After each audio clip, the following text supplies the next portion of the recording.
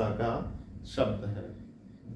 Examiner अक्सर प्रश्न पूछ देता है परीक्षा में कि हिंदी किस भाषा का शब्द है, और हम उलझ कर रह जाते हैं क्योंकि हमारे सामने जो विकल्प दिए होते हैं वो कुछ इस तरह से दिए होते हैं।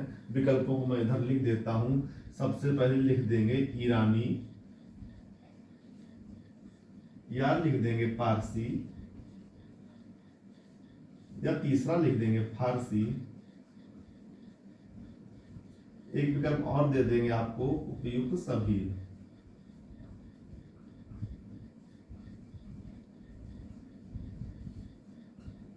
सबसे पहले विकल्प मिलता है ईरानी, पारसी, फारसी और उपयुक्त सभी। अब यहाँ ये क्लियर करना थोड़ा सा कंफ्यूजन हो जाता है कि किस भाषा से लिया गया है। आखिर ईरानी भाषा से लिया गया है, पारसी से लिया गया है, फारसी से लिया गया है। ये तो तीनों अलग अलग भाषाओं के नाम लिखे हैं। एक ही शब्द तीन अलग भाषाओं से कैसे हो सकता है? तो कहीं ना कहीं हम लोग परीक्षा में भूल जाते हैं।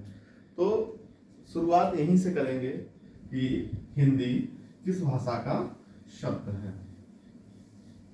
भाषा के बारे में शब्दों की जानकारी लेने के लिए हमें एक चीज जानना जरूरी होगा कि जब भी हम इतिहास पढ़ते हैं तो इतिहास में देखते हैं कि समय समय पर भारत पर विदेशियों के आक्रमण हुए। कभी अंग्रेजों का हुआ, कभी मुगल्स का, बहुत सारे आक्रमण। मुझे इतिहास की जानकारी नहीं है, अगर नाम आगे पीछे हो जाए तो बहुत सारे आक्रमण हुए। उन्हीं में से एक आक्रमण प्रमुख था जो आपको यहाँ जानना जरूरी है। एक आक्रमण होता है ईरान से आए हुए लोगों के द्वारा भारत के ऊपर आक्रमण किया गया। इस आक्रमण के फलस्वरूप ही हमें मिला हिंदी लफ्ज, या जो हिंदी का शब्द सामने आया वो ईरान से होने वाले आक्रमण के फलस्वरूप मिलता है। क्योंकि ईरान में भाषा बोली जाती थी, उस भाषा को हम कहते थे ईरानी, तो हिंदी भी ईरानी भाषा का शब्द हो गया। यहाँ जानना यह भी जरूरी हो जाता है कि हिंदी भाषा ईरान से निकलकर नहीं आई, बल्कि सिर्फ हिंदी शब्द जो आया है ये ईरानी भाषा का शब्द है। आगे बढ़ते हैं। ईरान का ही पुराना नाम आपको इतिहास में मिलता है जिसे कहते हैं पारस।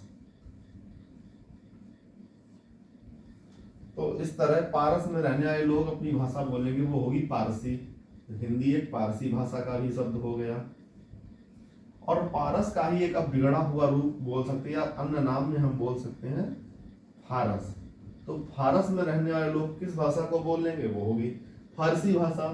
तो हिंदी, ईरानी, पारसी और फारसी तीनों भाषाओं का शब्द है। अथवा अथवा करके कुल मिलाकर है तो सब एक ही, चाहे उसको ईरानी कह लो, चाहे पारसी कह लो, और चाहे फारसी कह लो। तो यहाँ ये क्लियर हो जाएगा कि हिंदी किस भाषा का शब्द है। तो आप बता पाएंगे कि हिंदी, पारसी, फारसी अथवा ईरानी भाषा का शब्द है। या मैं एक लाइन लिख भी देता हूं तो आपको समझने में आसानी हो जाएगी। हिंदी,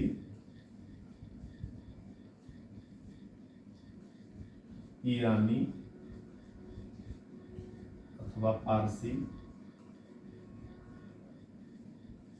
अथवा फारसी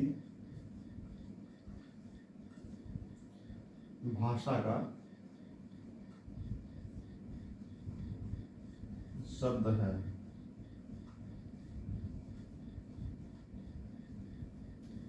हम कह सकते हैं